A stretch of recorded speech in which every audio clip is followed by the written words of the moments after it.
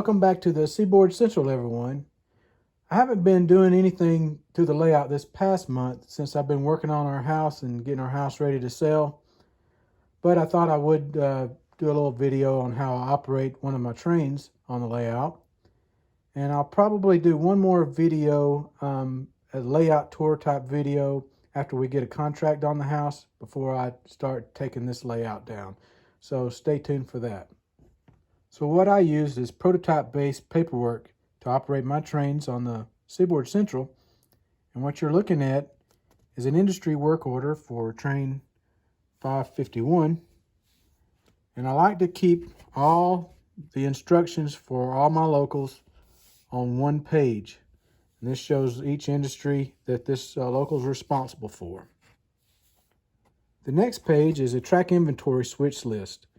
And this lists all the cars in every track in the yard here. And I write out to the side which tracks these cars need to be switched to. And so this is the current inventory of the yard here in Griffin. And on this next page, you can see I also have instructions for my crews on how many cars each track will hold, what cars are supposed to be class codes for each track, where they're supposed to go. So this helps the yard master or each local crew figure out where to switch the cars to. So let's start switching on these tracks in the yard. First track we're coupled up to is South Yard Track 3. So I'm just going to work off my list and start out by pulling the whole entire track out and shoving some cars off into South Yard 4. First job for train 551 is to actually line up the cars for train 553, which comes on a couple hours later after the 551 does.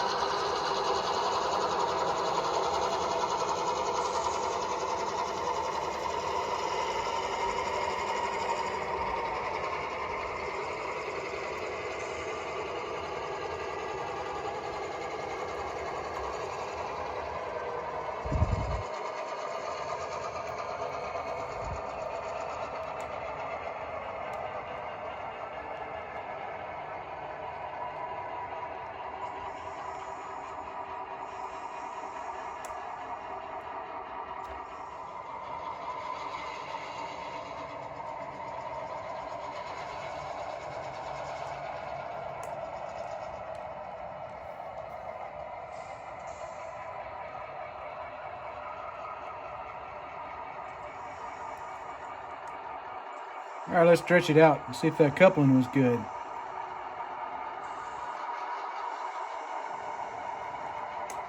Yeah, it was a good coupling. All right, I'm going to shove these 3 cars in. Looks like I'm clear for 3 on the rear.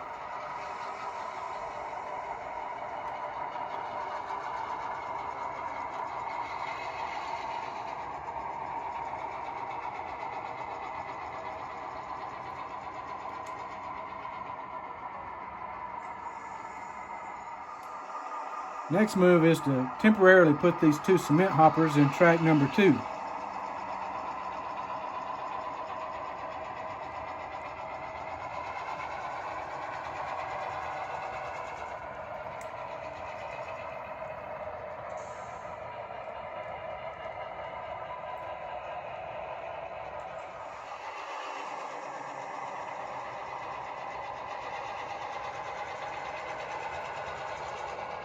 As I shove these cars in the track, I want to be sure to clear some because I have some more cars I'm going to add to them.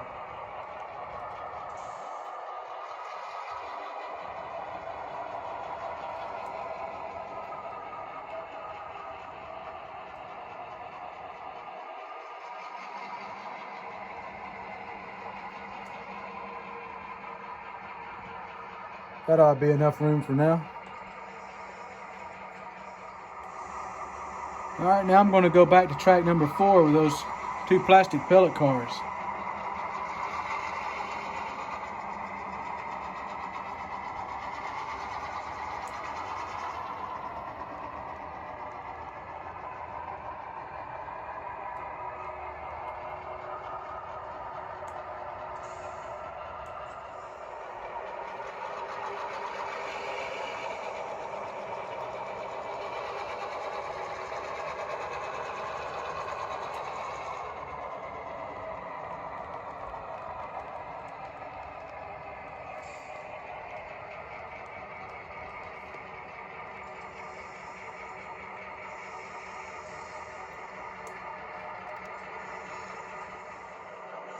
As you can see, this track is already full, but the brakeman's lined me out the ladder on the other end.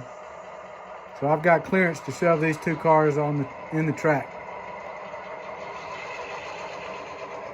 Later on, we'll be taking some cars out, so this shouldn't be a problem for now.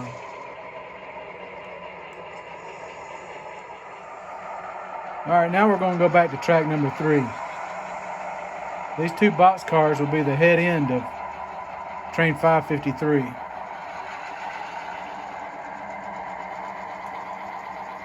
And we'll build his train in track 3.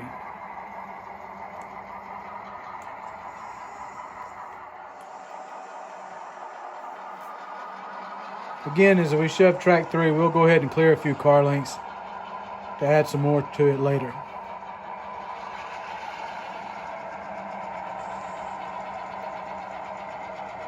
If you look closely, you can see a green cross tie. That represents the clearance point. We want to make sure we shove past that line.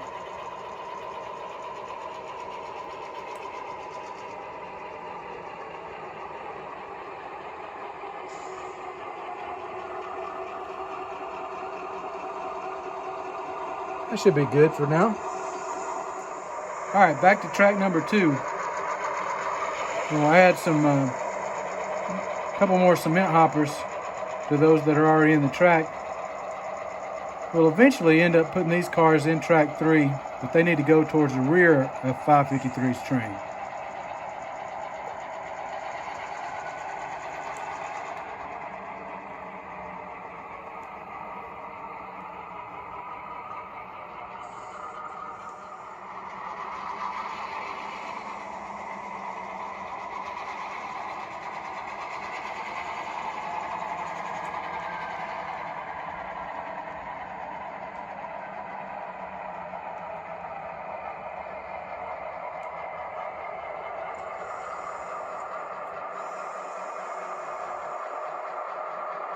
In real life, these cement hoppers are pretty heavy cars.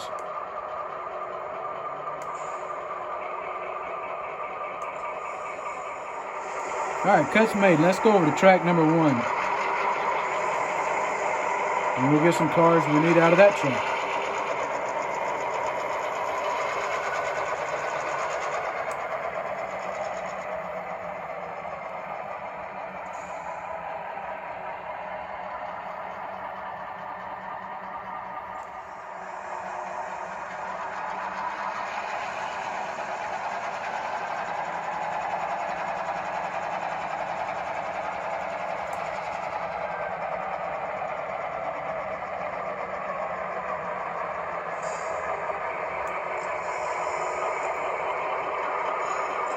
Well, that was a hard coupling. All right, this is a full track, and we're going to simulate the tonnage in this track. So first, you're going to see me stretch on it. And here's where I really like the ESU drive hold. I've locked the speed step in, and you can hear me coming out on the throttle. Those two GP38s are struggling to move this track. I'm in notch 5 right now. We got them rolling.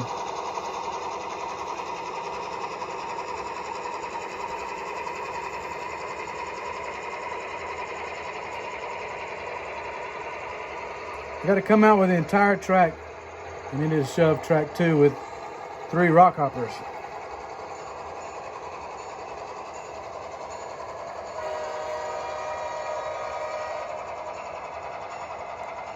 I'm also pulling uphill, and that's why I'm staying in this power like this.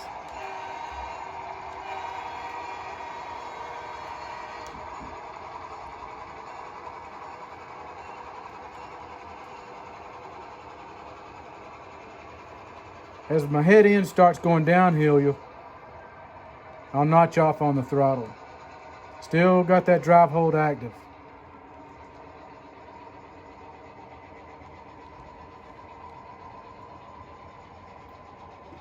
I can disengage drive hold now, and the train will start slowing down.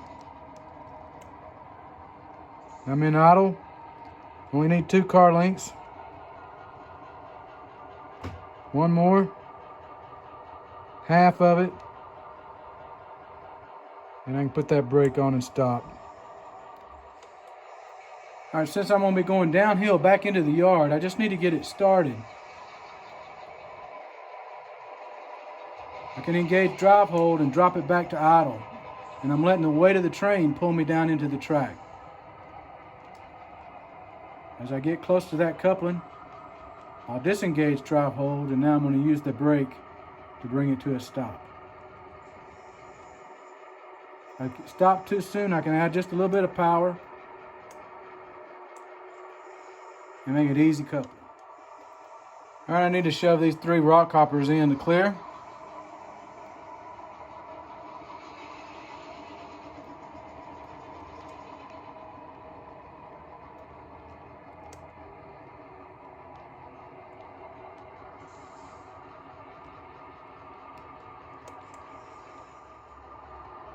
Now I need to go back to track 4 and get a car out of track 4 that I put in there earlier.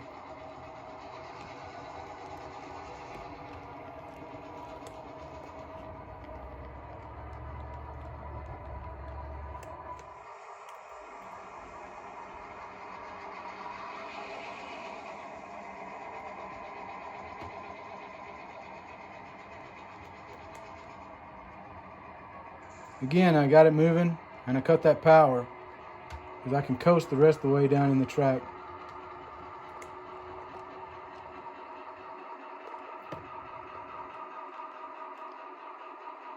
Let's see if they line up. Yeah, good coupling. Well, let's just stretch it out just to make sure.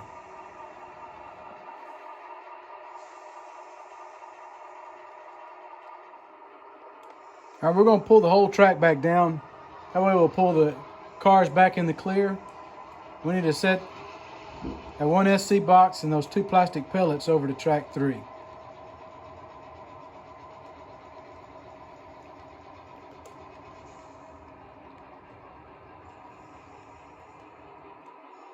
That'd be good.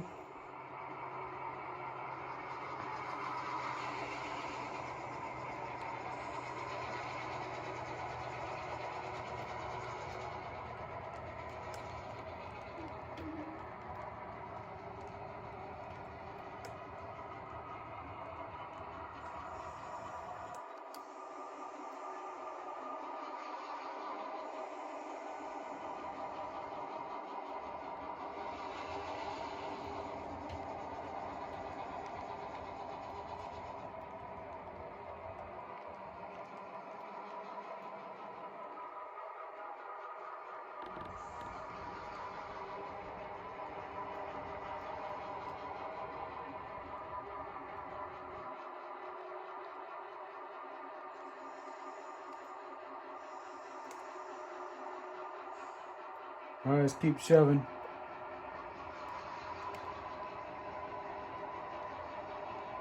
And that'll do. Now we're going to reach back over to track number 2 and pick that stuff up out of track 2 and shove track 3. And then train 553 will be built.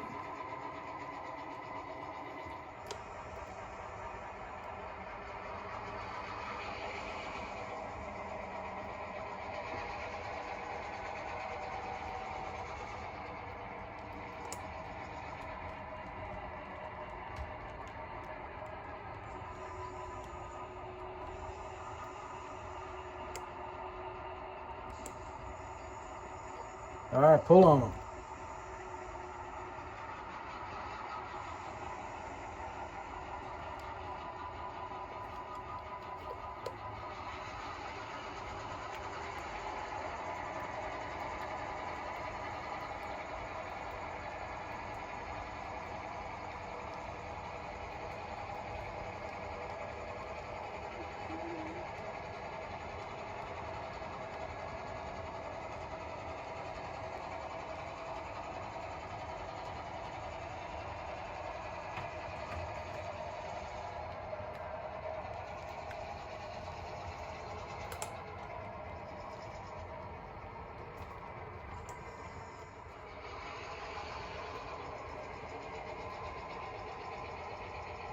Lining the cars up in industry order like this makes it a lot easier for the next train.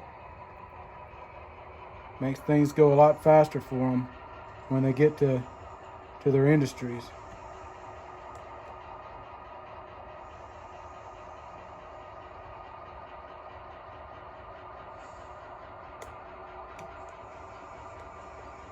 Do one stretch.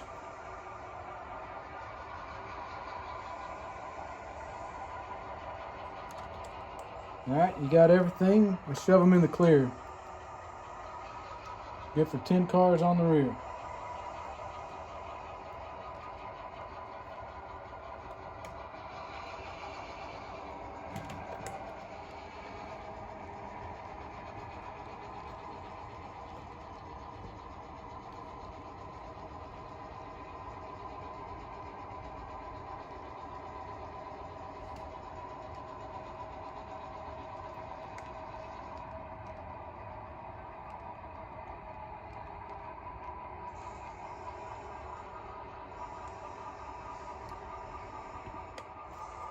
We're going to go back to track number 1 with the rest of this stuff.